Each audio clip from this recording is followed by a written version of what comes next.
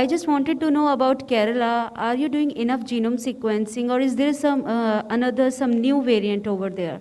And the second question is on, sir, that is 7 days mandatory home isolation for international patients. So are you going to review these guidelines?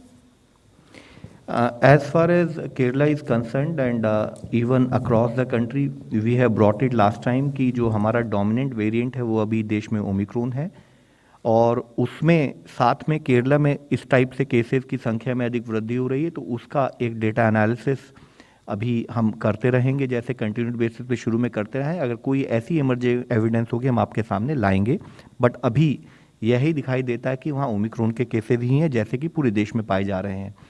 With respect to international travel, जैसे आपने कहा था, वह guideline में revision हो चुका है।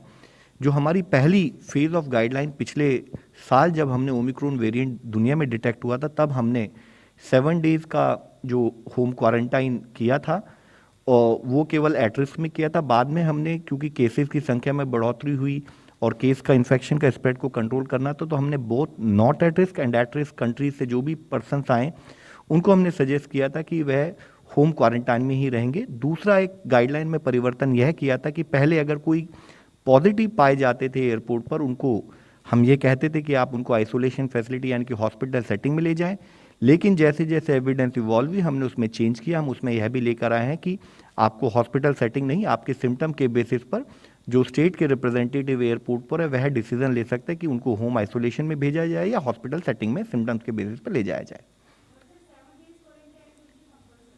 As of now, 7 days quarantine has been prescribed and the purpose for that is to ensure कि हम ये इंश्योर करें कि हमारा इन्फेक्शन के स्प्रेड को हम देश में रिलेटिवली कंट्रोल कर सकें।